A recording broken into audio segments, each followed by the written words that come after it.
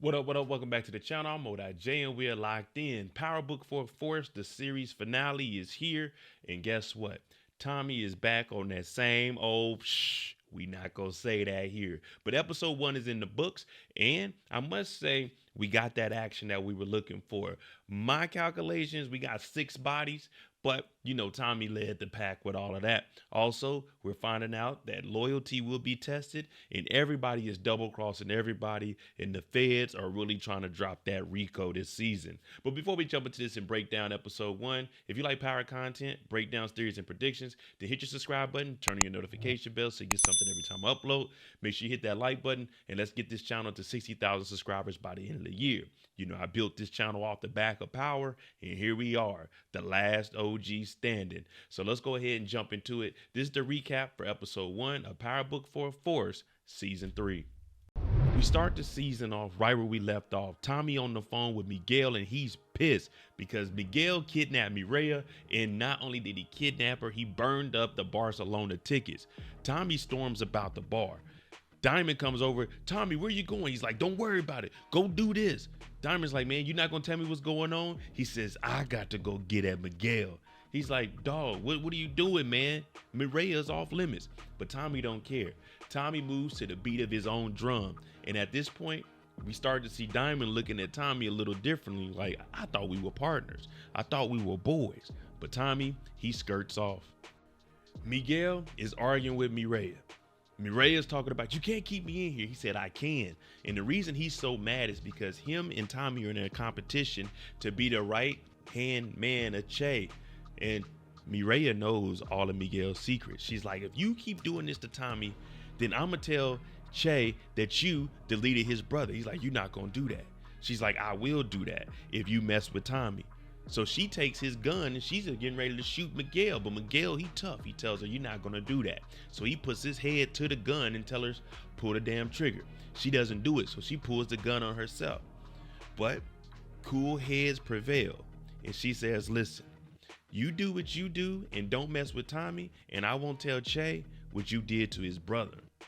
Vic is the victim this season and he's trying to get up out of here. We know that he got caught when Tommy pulled up on him and he had to pop that agent.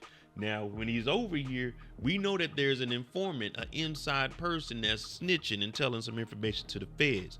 So Diamond is telling Vic, we gotta go. Remember, Tommy just told him, you need to get up out of here right now. Vic is like, nah, I wanna wait here.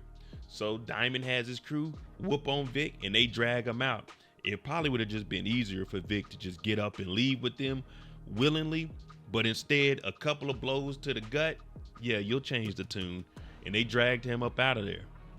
Jannard and Shanti, we got our boy Jannard getting his grown man on. They in the middle of the boxer ring. Just remember, when you're getting knocked out, don't fall into that ring. It's sweaty and some other stuff has been going on. But Shanti is asking Jannard when they get done, are you sure everything is good? Because remember, they were trying to set Tommy up. Jannard and Shanti's whole plan was to start their own crew and become the big dogs of the city. So they're waiting on that text and they're like, where's Miguel at? Why isn't he texting back? Well, that plan didn't fall through. And right now, these two, they're just sitting here and they're kind of lost. Like, okay, well, what's next? Jannard's like, we just gotta wait. Stacy Marx and the DEA, boom, they kick in the door. Now, this is the same area that Vic was at. And Vic, at this point, we know has been snitching. So when they get there, they don't see him. And that's why Vic was waiting, because he wanted the feds to come and help him out. But the only thing Stacy Marx finds is the cell phone to Vic. And it's just ringing and ringing on vibration. And what do we hear from her? Fuck!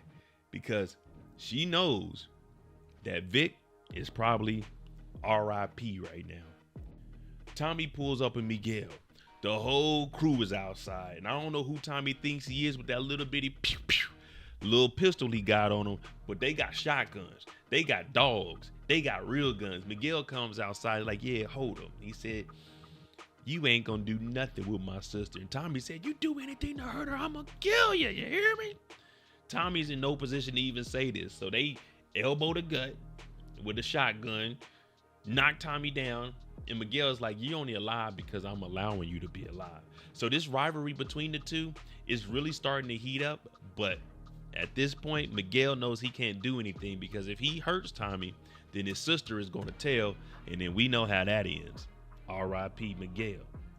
Mirich is in the interrogation room. Now they come in and they're like, look, we can protect you. Just sign this order of protection. We can extradite you, get you out of here, protect you, do everything you need. Now, we know in power there has to be snitches. We were asking, were anybody going to be in prison this year? Well, there definitely is. So he goes ahead and signs this paper, but he also takes this little bitty post-it note that was up under the first page and slides it over. So it looks like it's a kite, which is just a letter from somebody else that he's going to take to his jail cell, and he'll read it and he'll follow the instructions from there.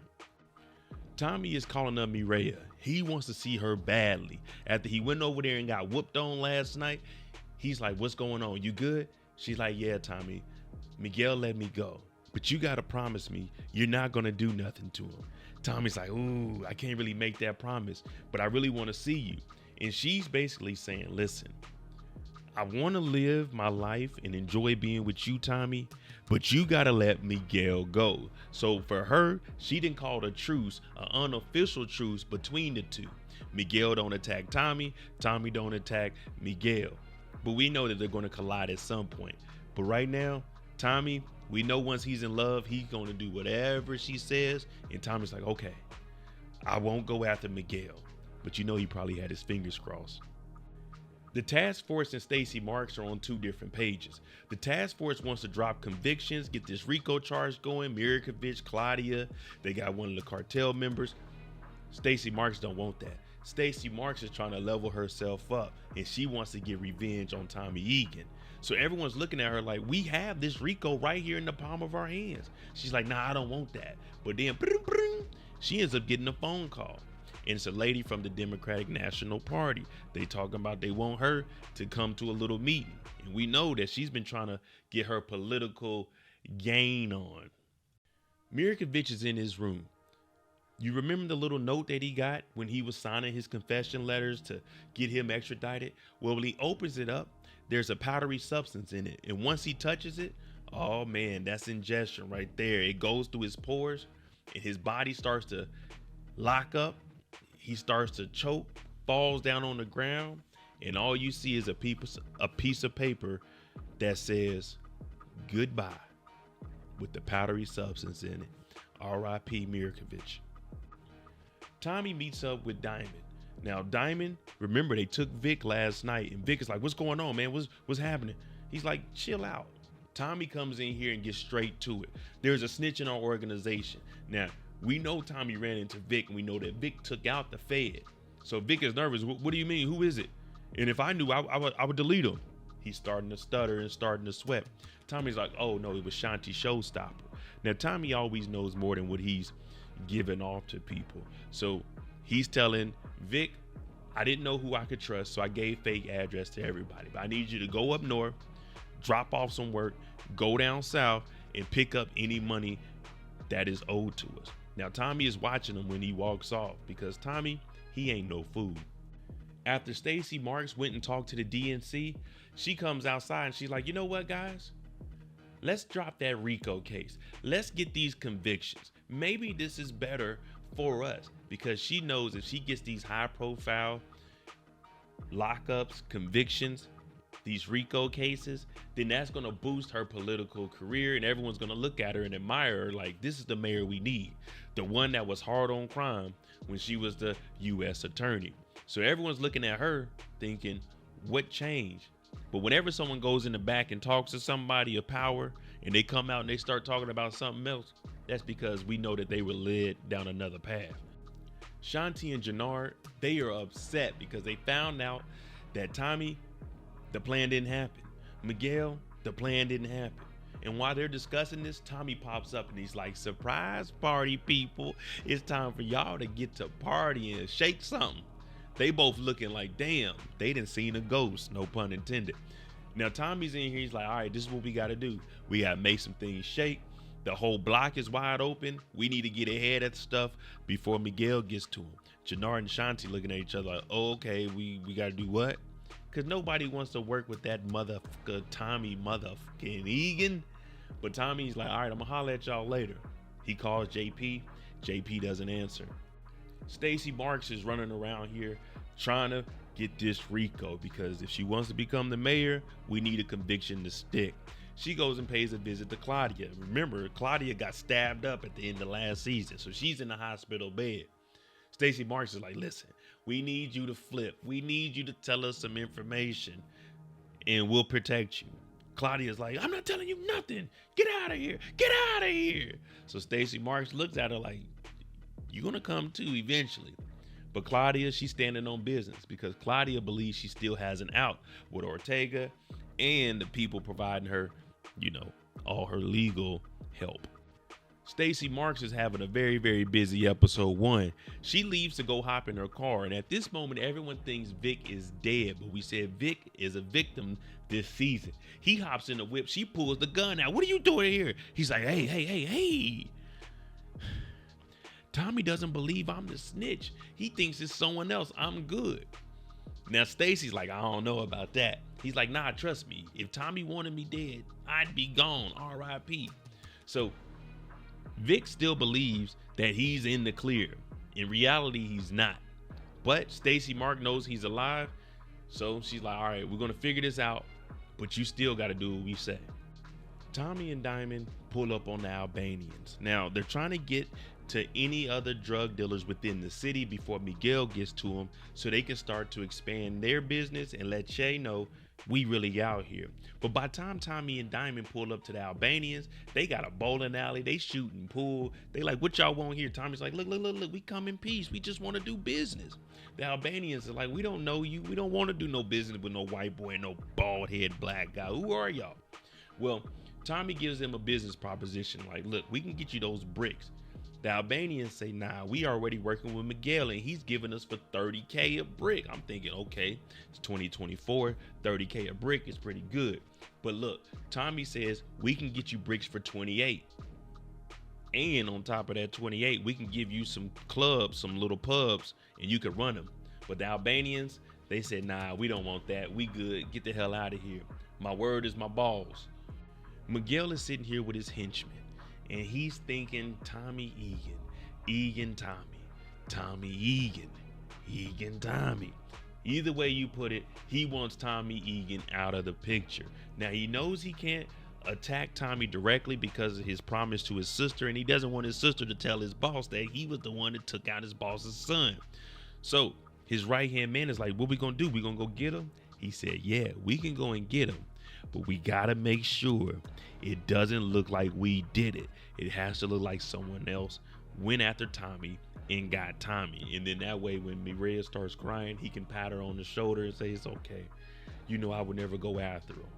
Miguel is plotting. D-Mac has been wanting to get in the game since we first seen him. Since him and Marshall was shooting up the bar to him counting the money for Tommy because the boy is smart. He pulls up on Diamond. Hey, yo, Diamond, where you been at, man? I'm trying to get in the game. Diamond's telling him, man, you better sit your little butt down. Did you ask your Uncle Tommy? He said, man, Tommy ain't gonna let me in the game. Diamond said, look, people are after you. You didn't already caught a body. You didn't already killed a cop. You need to lay low. And if you can't take orders, you can't be in CBI anyway. So go home until I tell you to. Now, if D-Mac was smart, he would take that advice. Because when Leon took advice from Diamond, well, y'all know what happened to Leon. So he tells D-Mac, go on home, boy. Jannar goes and meets up with King Kilo. Now, King Kilo is behind the walls. He's a part of the coalition, but his man's got popped, and D-Mac did the shooting. So Jannar is here like, all right, look, man, we got to chill, man, the coalition. We don't want to mess stuff up in the streets. We want to keep the money going. But King Kilo is talking about, man, I can't sleep. I toss and turn in my sleep at night. All I think about is who took my mans off the street. So King Kilo tells Jannar straight up, you got 1 week.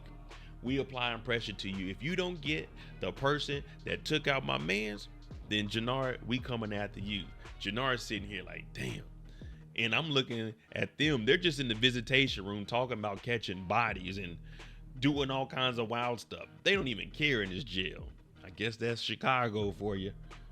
Jannard goes back and tells Shanti, man, King Kilo is tripping. But we know Jannard might be on that stuff, but he might be off that stuff, but he could be on that stuff. So we aren't for sure. So Shanti says, listen, this is what we'll do. King Kilo wants D-Mac. We'll hold on to D-Mac. We'll bring him in close. And then that way, you still good with taking out your brother Diamond, right? He's like, yeah.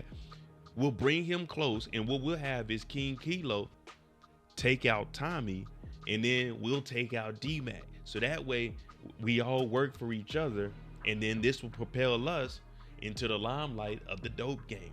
So Shanti, again, is the brains of their operation. Vic goes and pays a visit to Uncle Paulie's wife. Now, Uncle Paulie and his wife were like a mother and a father figure to Vic. And he's telling her, you know, it's unfortunate what happened, but you're not going to see me again. And she's like, oh, Vic, is going to be all right. But Vic is trying to explain to her without saying too much, it ain't going to be all right. I was just kidnapped by some black guys last night. This white guy, Tommy Egan, you probably heard about, he's chasing after me. The feds are after me. So Vic gives her maybe $30,000 to $50,000, and he's like, this is what Uncle Paulie would have wanted. So you go get whatever you can, and I gotta go. Vic ain't sticking around to find out. What they say, F around and find out? He's in the F around part. He ain't trying to find out. Jannard is trying to kick the plan into play. And that plan is to get D-Mac. But we also know that him and Shanti want to get Diamond out the way and Tommy out the way. So they got the whole pipeline. So he's like, listen, Tommy's been holding secrets from you, my brother. Also, I talked to King Kilo. He wants D-Mac within a week. So Diamond is like, damn, you're right about both points. If you're going to go after D-Mac, make sure it doesn't tie back to us, because we know Tommy is Diamond's business partner. And then as far as Tommy goes, Jannard tells him he's been banging Mirich. That's why all of this beef with Miguel is going on. So Diamond is like, man, what? So he needs to go and pay a visit to Tommy. Diamond pulls up on Tommy. Tommy, brrr, ding, he got that money counter going. We finally see some money being generated through Tommy, but Diamond ain't here for that money. Tommy's like, man, I'm standing on business. I'm handling business. Diamond's like, nah, man, I know that you messing with Mirich. You can't keep telling me one thing and doing another. No more secrets. We business partners. Tommy's like, yeah, you're right, man. My bad. I apologize. And I do feel like Tommy was genuine in this moment. But Diamond is starting to look at Tommy like, if we business partners from the get-go, why are we at this stage in season 3 where you still are keeping secrets and you knew I told you Mirich was off limits? So Tommy's like, my bad, man. We gonna get this thing right. And I did step to the Albanians. It's just we couldn't do nothing. But we all know that's because him and Miguel can't get into it, or Mirich ain't gonna give him no loving. Tommy pulls up on Shanti. Now, as far as everyone knows, they've been saying that Shanti is the snitch, even though we know it's Vic. When they get there, there's a commotion going on downstairs, and everybody's like, well, what the hell? Tommy and Shanti go down the stairs. Shh, be quiet. And out of nowhere, boom, some masked men jumped out. Pop, pop, pop. Tommy starts catching bodies. Pop, pop, pop. Shanti catches 2 bodies. And then one person pulls a gun on the back of Shanti. I'm like, oh man, it's over with. Not episode 1. Tommy comes out of nowhere, chokes him out. He's like, who sent you? But then he takes off the ski mask, looks at him, and he just shakes his head because he knows that these were Miguel's men. And we caught 5 bodies just in this one spot. After the failed assassination attempt on Tommy, Tommy pulls up on Miguel and comes from behind the shadows. Miguel's looking at him like, uh-oh, what's going on here? Tommy's like, yeah, this is a competition between you and I. The Albanians, yeah, you got there first, but that don't mean that's where I'm gonna stop at. So Miguel's looking at Tommy, Tommy's looking at Miguel, and the only thing stopping these two from laying each other down right here in the streets is Mirich, because they know it could both end bad. Now on Tommy's side, it really don't matter because, you know, you can always find you a new girlfriend, but for Miguel, that's his sister. Tommy's in love. So they got to go their separate ways. But believe me, they both know what each other are doing in these streets. D-Mac is walking around looking at TikTok. And what he sees is some college kids. They playing. They got stacks of money. So you put 2 and 2 together. college kids, stacks of money, drugs and liquor. He's looking like, man, these young kids my age are getting that money. I need to get back in CBI. I need to be moving that dope. As he walks around the corner, guess what? The number 2 in CBI pulls up in that Lamborghini Urus. It'll make any young gentleman turn his head. It'll make any young gentleman change his mind about going legit. Jannard says, get in the car. Diamond sent me. D-Max a kid. He ain't fully developed. He's like, yeah, man. I knew it, man. They ready to see me get in the game. But we know that Jannard and Shanti and Diamond are plotting to get rid of D-Mac. Vic is trying to get the hell up out the city. He got a hat on, all black. He's at the rental car. He done dropped off some money. He told Stacy Marx he wants out. Well, guess what?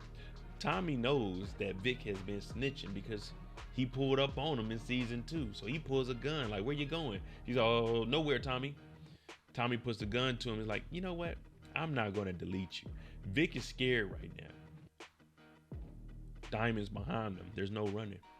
Tommy tells him straight up, just like Rock told Lou, I own you, and you're going to do everything I say.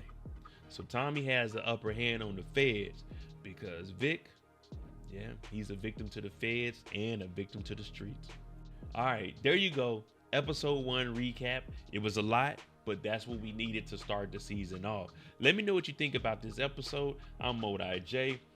We have a whole 9 weeks ahead of us. We have Tommy about to stand on business. Let me know what you think about episode 1. What would you rate it? I gave episode 1, I'm gonna be honest, like a 6.5 or 7. We did catch some bodies, but there was some stuff, you know, we could have went around. But anyway, let me know what you think. It wasn't a bad episode, but I only know that from here we can only get better. So let me know what you think. Hit that like button, hit that subscribe button, get my channel to 60,000 subscribers. I appreciate you guys. This channel was built off of power and Power Book IV Force.